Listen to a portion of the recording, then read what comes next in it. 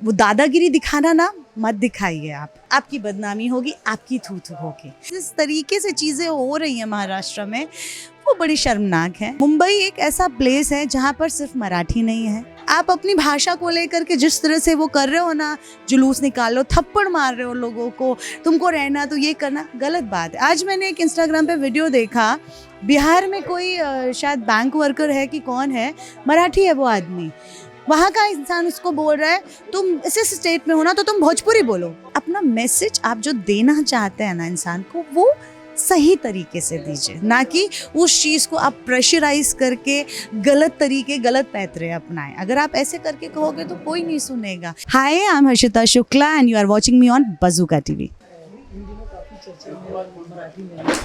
हाँ,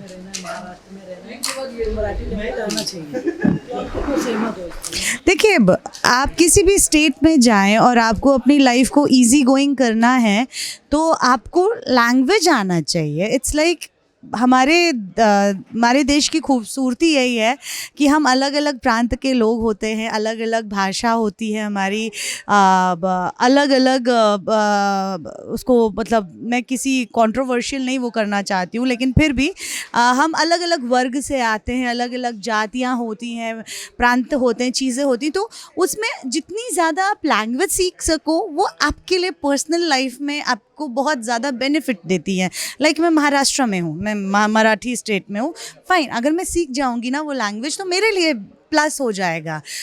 मैं यहाँ पर मैं जब नई नई आई थी, मैं अपना एक्सपीरियंस बताऊँ, मैंने गुजराती लोगों के साथ काम करना शुरू किया था। मेरी शुरुआत मिस्टर परेश रावल के साथ हुई थी। तो वो लोग जब आपस में गुजराती में बात करते थे ना, तो मैं, क्योंकि दोस्ती हो गई थी, तो मैं बोलती थी यार प्लीज़ आप लोग कोड वर्ड लैंग्वेज में बात मत करो, क्योंकि मुझे कुछ समझ में नहीं आता था। बट फिर वो लोग हंसते थे, हर्षिता ये कोड वर्ड लैंग्वेज नहीं, ये गुजराती है। अब वो दौर है, वो वक्त है कि इतने साल उनके साथ रहते हुए, काम करते हुए दोस्ती हो गई है, और वो लोग बात करते तो कहते अब ये लड़की सब समझती है। तो you know, this is plus point for me कि मुझे एक नई लैंग्वेज, मैं स्टिल बोल नहीं पाती हूँ, but now I can understood कि वो क्या बोल रहे हैं क्या। तो बट जिस तरीके से ये प्रोटेस्ट किया जा रहा है ना, जिस तरीके से चीज़ें हो रही हैं महाराष्ट्र में, वो बड़ी शर्मनाक है। वो मेरी समझ से नहीं होनी चाहिए, क्योंकि मुंबई एक ऐसा प्लेस है जहाँ पर सिर्फ मराठी नहीं है। यहाँ पर ना, मैंने जब से आई हूँ, मुझे 13-14 साल हो गए मुंबई में रहते हुए, और टचवुड मैं ब्लेस्ड हूँ कि मुंबई ने मुझे बहुत प्यार से अपनाया है। और यहाँ पे मैंने अलग अलग वर्ग के लोगों को देखा है। साउथ इंडियंस देखे हैं मैंने, मराठी देखे हैं, यहाँ मैंने गुजराती देखे हैं, यूपी वाले देखे हैं, मारवाड़ी देखे हैं, मतलब हर तरह के लोग, फॉरेनर्स देखे हैं, सबको देखा है। तो इट्स लाइक कि आप उस चीज़ को, भाषा का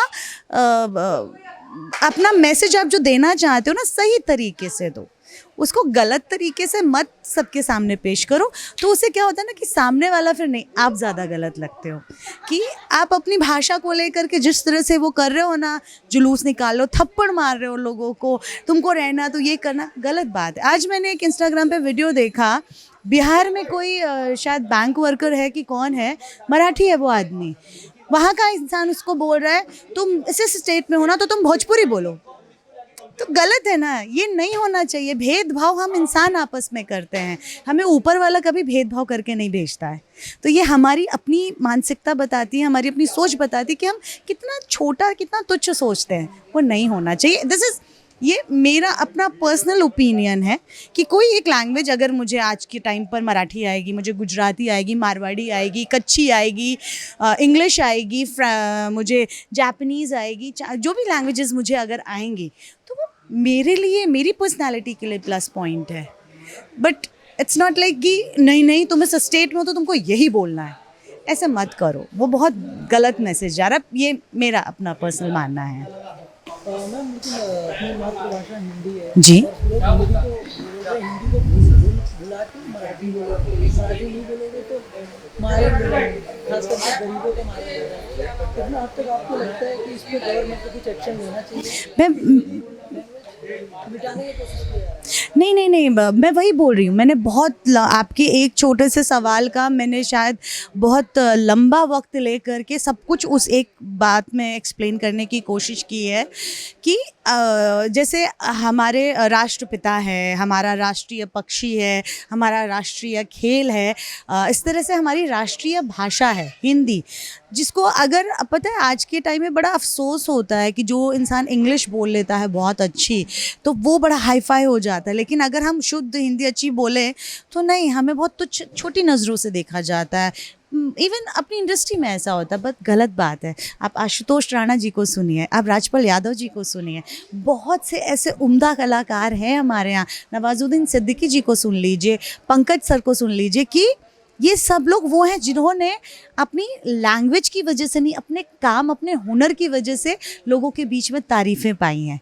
और अगर हम ऐसी बात कर रहे हैं तो हमारी जो इंडस्ट्री है जिससे मैं बिलोंग करती हूँ, जो मेरा रिश्ता है मुंबई से इंडस्ट्री के नाते, वो तो हिंदी भाषी ही है ना। हमारे यहाँ हम रीजनल लैंग्वेजेस में भी बनाते हैं, हम उनको रीजनल लैंग्वेजेस बोल देते हैं। लाइक मराठी है तो वो रीजनल हो जाएगी, गुजराती है तो रीजनल हो जाएगी, but Hindi is a common language जो हम सब जगह करते हैं। तो ये चीज़ सोचनी चाहिए ना। तो मैंने जैसा कि पहले भी बोल दिया है, अपना मैसेज आप जो देना चाहते हैं ना इंसान को, वो सही तरीके से दीजिए, ना कि उस चीज़ को आप प्रेशराइज करके गलत तरीके, गलत पैतरे अपनाएं। अगर आप ऐसे करके कहोगे तो कोई नहीं सुनेगा। इनफैक्ट आपकी बदनामी होगी, आपकी थू होगी। आप कितने भी बड़े पॉलिटिशियन क्यों ना हो, आप कुछ भी क्यों ना हो, लेकिन मेरी नज़रों में बहुत से पास्ट में ऐसे इंसिडेंट्स हुए हैं जिनसे मैं नहीं सहमत हूँ। लॉकडाउन पीरियड्स में हुए हैं, इतना मेरा कहना काफ़ी है कि वो दादागिरी दिखाना ना मत दिखाइए आप, क्योंकि आप दादागिरी दिखा के किसी के साथ किसी से प्यार से काम नहीं ले सकते हैं। आप मुझसे सॉफ्टली, प्यार से, रिस्पेक्टफुली बोलेंगे ना, मैं हर बात मानूंगी आपकी। मेरा भी अपना एक ओपिनियन हो सकता है, तो वो चीज़ है। बट हाँ, अगर मुझे वो लैंग्वेज आएगी, जैसा मैंने पहले भी कहा, मेरे लिए बेनिफिट है वो। Thank you. और एक चीज़ और मैं ऐड करना चाहूँगी कि आपने एक सवाल पूछा था, मिस हो गया मुझसे, कि क्या हमारी सरकार को एक्शन लेना चाहिए। एक्चुअली अफसोस होता है कभी कभी, मैं भी कुछ लोगों की बहुत सपोर्टर हूँ, मैं बहुत पसंद करती हूँ कुछ पॉलिटिशियंस को, लेकिन मैं नाम नहीं ऐसे लेना चाहूँगी। बट अफसोस होता है कि अब तो ना बड़ा कन्फ्यूजन होता है, समझ में नहीं आता है कि वाकई में ये पॉलिटिकल ही कोई प्रोपोगंडा चल रहा है, वही लोग ये सब फैला रहे हैं चीज़ें, आम जनता जो समझ नहीं पाती है उनके बीच में रह करके वो कुछ क्रिएट करना चाहते हैं, लोगों के बीच दूरियां लाना चाहते हैं, या ये कोई जेन्युइन मुद्दा है। तो आई रियली विश कि जो लोग हैं इस ओहदे पर वो कोई एक सही डिसीजन ले, और ये गलत नफ़रत, ये जो गुस्सा, ये सब मारपीट फैल रही है उसको रोकें। क्योंकि मैं मानती हूँ दिल्ली से ज़्यादा सेफेस्ट प्लेस मुंबई है, लेकिन आज के टाइम पे मुझे ऐसा लग रहा है कि शायद वो सेफ्टी ना धीरे धीरे करके जा रही है वक्त के साथ।